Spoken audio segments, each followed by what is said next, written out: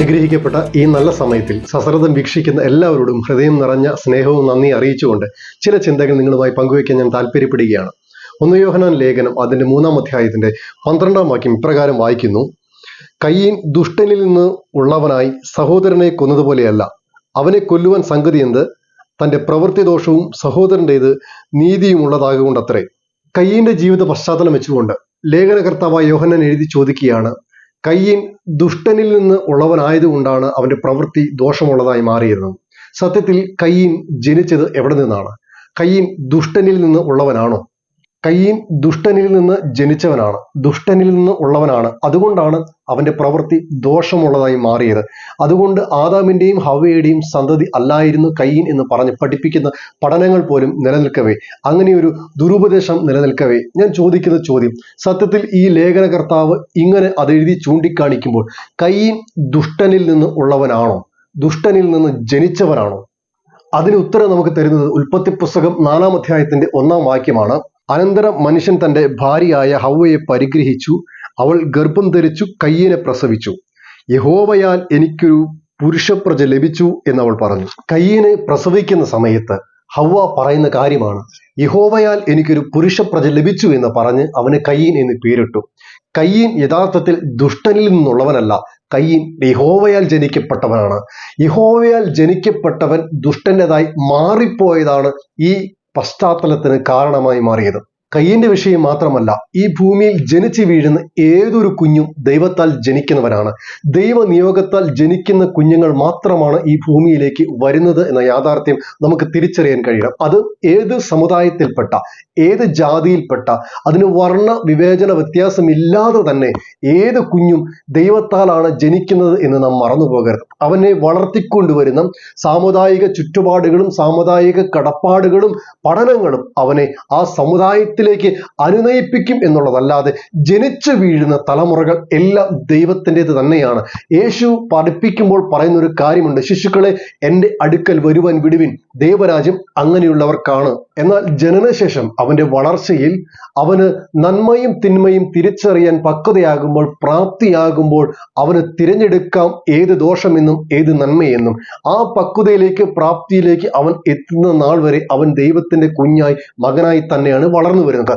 നാം ഇവിടെ വായിച്ചു കേൾക്കപ്പെട്ടത് കയ്യീന്റെ ജീവിത അനുഭവത്തിൽ വെച്ച് യോഹന്നാൻ എഴുതി വെച്ചിരിക്കുന്നു, കയ്യീൻ ദുഷ്ടനിൽ നിന്ന് ഉള്ളവനായി അവന്റെ പ്രവർത്തികൾ ദോഷമുള്ളതായി മാറിയെന്ന്. സത്യത്തിൽ യഹോവയാൽ ജനിച്ച കയ്യീൻ എങ്ങനെ ദുഷ്ടൻ്റെതായി മാറി? അതിനുത്തരം അവിടെ തന്നെ നമുക്ക് കാണാൻ കഴിയുന്നത് അവന്റെ പ്രവൃത്തി ദോഷമുള്ളത് ആണ് എന്നുള്ളതാണ്.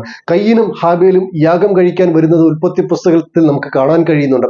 ഹാബേലിന്റെ യാഗത്തിൽ ദൈവം പ്രസാദിക്കുന്നുണ്ട്, കയ്യീന്റെ യാഗത്തിൽ ദൈവം പ്രസാദിക്കുന്നില്ല. കയ്യീൻ കൊണ്ടുവന്നത് തന്റെ വിളവിൽ നിന്നും പച്ചക്കറികൾ ആയതുകൊണ്ടാണ് ദൈവം അതിൽ പ്രസാദിക്കാതിരുന്നതെന്നും, ഹാബേൽ കൊണ്ടുവന്നത് ജീവനുള്ളതായതുകൊണ്ട് യാഗം കഴിച്ചപ്പോൾ രക്തം ചിന്തിയത് കൊണ്ടാണ് ദൈവം അതിൽ പ്രസാദിച്ചതെന്നും പല പഠനങ്ങളും ഞാൻ കേട്ടിട്ടുണ്ട്. എന്നാൽ യഥാർത്ഥമായി സത്യത്തിൽ സംഭവിക്കുന്നത് അങ്ങനെയല്ല. അവിടെ എഴുതി വെച്ചിരിക്കുന്ന വേദഭാഗം സ്പഷ്ടമായി നിങ്ങൾ വായിച്ചു നോക്കും, യഹോവ കയ്യീനിലും അവന്റെ യാഗത്തിലും പ്രസാദിച്ചില്ല, യഹോവ ഹാബേലിലും അവന്റെ യാഗത്തിലും പ്രസാദിച്ചു. അപ്പോൾ ദൈവം പ്രസാദിക്കുന്നത് ആദ്യമേ യാഗത്തിലല്ല, കയ്യീനിലാണ്.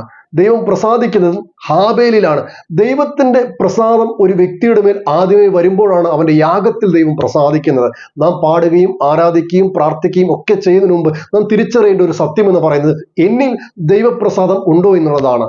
ദൈവം എന്നിൽ പ്രസാദിക്കുന്നില്ലെങ്കിൽ ഞാൻ എന്ത് ചെയ്താലും അത് നിരർത്ഥകമാണെന്ന യാഥാർത്ഥ്യം തിരിച്ചറിയുവാൻ നമുക്ക് പറ്റണം. അപ്പോൾ നമ്മുടെ ജീവിത പശ്ചാത്തലത്തിൽ, ആത്മീക നിലവാരത്തിൽ നാം ഏതുമായി ബന്ധപ്പെട്ട് നിൽക്കുന്നവരാണെങ്കിൽ പോലും പ്രധാനമായും നാം ചിന്തിക്കേണ്ട കാര്യം, എൻ്റെ പ്രവൃത്തി ദോഷമുള്ളതായി മാറുന്നതിന് മുൻപേ, എൻ്റെ ജീവിതചര്യകൾ പിശാചിന്റെ പ്രവൃത്തികൾക്ക് അനുരൂപപ്പെട്ട് പോകുന്നതിന് മുൻപേ ഞാൻ യഹോവയാൽ പ്രീതിപ്പെട്ടവനാണോ, യഹോവ എന്നിൽ പ്രസാദിച്ചിട്ടുണ്ടോ എന്ന് നാം തിരിച്ചറിയണം. യഹോവ എന്നിൽ പ്രസാദിച്ചിട്ടുണ്ടെങ്കിൽ ഞാൻ ചെയ്യുന്നത് മുഴുവൻ സാധ്യമാക്കി തരുന്ന അനുഭവത്തിലേക്ക് കാര്യങ്ങൾ തിരിയുന്നത് എനിക്ക് കാണാൻ കഴിയും.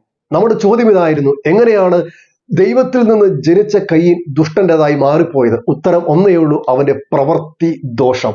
ജീവിതത്തിൽ ആത്മീകരെന്ന് അഭിമാനിക്കുന്ന നമ്മളും ഇതുപോലെ പ്രവൃത്തി ദോഷമുള്ളവരായി ദൈവത്തിൽ നിന്നും മാറി സാത്താന്റെ വഴികളിലേക്കും ദുഷ്ടന്റെ മേഖലകളിലേക്കും തിരിഞ്ഞു പോകുമ്പോൾ ദൈവവചനം അസന്നിഗ്ധമായി ഇന്ന് നമ്മളോട് ഓർമ്മിപ്പിക്കുന്നത്, നിങ്ങൾ എത്ര പ്രാഗൽഭ്യമുള്ളവരാണെങ്കിലും വിശ്വാസി എന്ന ലേബലിലോ ശിഷ്യൻ എന്ന ലേബലിലോ നിലനിൽക്കുന്നവരാണെങ്കിൽ പോലും നിങ്ങളുടെ പ്രവൃത്തികളുടെ ദോഷങ്ങൾ പലപ്പോഴും നിങ്ങളെ ദുഷ്ടന്റേതായി മാറ്റും. അതിന്റെ അവസാനം ചില കൊലപാതകത്തിലേക്ക് തിരിയത്തക്ക രീതിയിൽ പോലും സാധ്യതകളുണ്ടെന്ന് തിരിച്ചറിഞ്ഞുകൊണ്ട് നമുക്ക് ഒന്ന് മനം തിരിയാൻ കഴിയുമോ?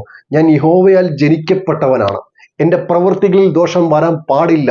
അത് എൻ്റെ ജീവിത മേഖലകളാകാം, ഞാൻ ജോലി ചെയ്യുന്ന സ്ഥാപനത്തിലാകാം, ഞാൻ ഉൾപ്പെട്ടു നിൽക്കുന്ന എൻ്റെ കുടുംബത്തിലാകാം, ഞാൻ എവിടെയൊക്കെ ചെല്ലുന്നു അവിടെയെല്ലാം ആകാം എൻ്റെ പ്രവൃത്തി കൊണ്ട്, എൻ്റെ ചിന്ത കൊണ്ട്, എൻ്റെ ഇഷ്ടം കൊണ്ട് ദൈവത്തിന് അനുരൂപമല്ലാത്തതൊന്നും എൻ്റെ ജീവിതത്തിൽ വന്നുകൂടാ എന്ന് നമുക്ക് തീരുമാനിക്കാൻ പറ്റുമോ? അങ്ങനെയുള്ള തീരുമാനത്തിലേക്ക് എത്തുന്നവനാണ് യഹോവയാൽ ജനിക്കുന്ന ഒരു വ്യക്തിയായി മാറേണ്ടത്. നിങ്ങൾക്കറിയാമോ, ഈ കയ്യും യഹോവയാൽ ജനിക്കപ്പെട്ടവനായതുകൊണ്ട് തന്നെ തെറ്റ് തിരുത്താൻ സാധ്യതകൾ സാവകാശം ഉണ്ടായിരുന്നു. എന്നാൽ അവൻ തിരുത്തപ്പെടാൻ തയ്യാറല്ലാത്തത് കൊണ്ടാണ് അവന്റെ ജീവിതം ദുഷ്ടന്റേതായി മാറിപ്പോയത്. യോഹന്നാന്റെ ലേഖനത്തിൽ തന്നെ ഇങ്ങനെ ഒരു കാര്യം കാണാൻ കഴിയുന്നുണ്ട്. ദൈവത്തിൽ നിന്ന് ജനിച്ചവൻ ഒരു നാളും പാപം ചെയ്യുന്നില്ല എന്ന്. സത്യത്തിൽ അവിടെ ട്രാൻസ്ലേഷനിൽ വന്നൊരു മിസ്റ്റേക്കാണ്. ദൈവത്തിൽ നിന്ന് ജനിച്ചവൻ ഒരു നാളും പാപം ചെയ്യുന്നില്ല എന്നല്ല, ദൈവത്തിൽ നിന്ന് ജനിച്ചവൻ ഒരു നാളും പാപത്തിൽ തുടരാൻ കഴിയുകയില്ല എന്നതാണ് സത്യം. പാപം വരികയില്ലെന്നോ പാപത്തിൽ വീണുപോകുകയില്ലെന്നോ നമുക്കൊരിക്കലും പറയാൻ പറ്റത്തില്ല. എത്ര വിശുദ്ധരാണെങ്കിലും എത്ര ജ്ഞാനികളാണെങ്കിലും ആത്മീയരാണെങ്കിലും വാക്കുകൊണ്ടോ നോട്ടം കൊണ്ടോ പ്രവൃത്തി കൊണ്ടോ ചില തെറ്റുകൾ നമ്മുടെ ജീവിതത്തിൽ വന്നു പോകാം. ആ നൈമിഷികമായ തെറ്റുകളിൽ അകപ്പെട്ട് ജീവിതത്തെ അടിയറവ് പറയുന്നവരല്ല യഥാർത്ഥ ആത്മീയൻ എന്ന് പറയുന്നത്.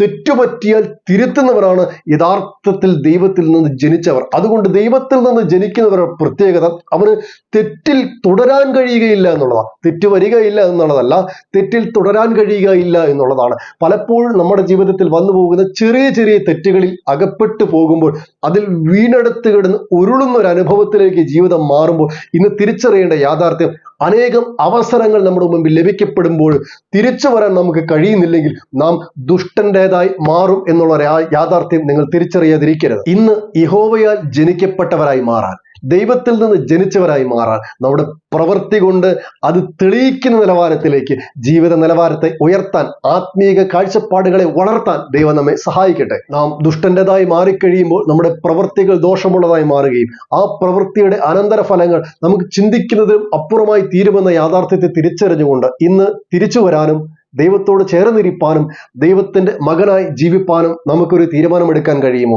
അതുകൊണ്ട് പാപം ചെയ്യില്ല എന്നുള്ളതല്ല, പാപത്തിൽ ഞാൻ ഒരുപക്ഷെ അകപ്പെടേണ്ടി വന്നാലും ആ യേശുവിന്റെ രക്തം സകല പാപവും പോക്കി എന്നെ ശുദ്ധീകരിക്കുന്ന നിലവാരത്തിലേക്ക് ഓരോ നിമിഷവും ഓരോ സമയവും ആ യേശുവിനെ പിൻപറ്റി അവന്റെ മകനായി ജീവിപ്പാനുള്ള ആ ബോധ്യം നമ്മുടെ ഉള്ളിൽ ദൈവാത്മാവ് ഇന്ന് തരട്ടെ. അതുകൊണ്ട് പാപത്തിൽ തുടരരുത്.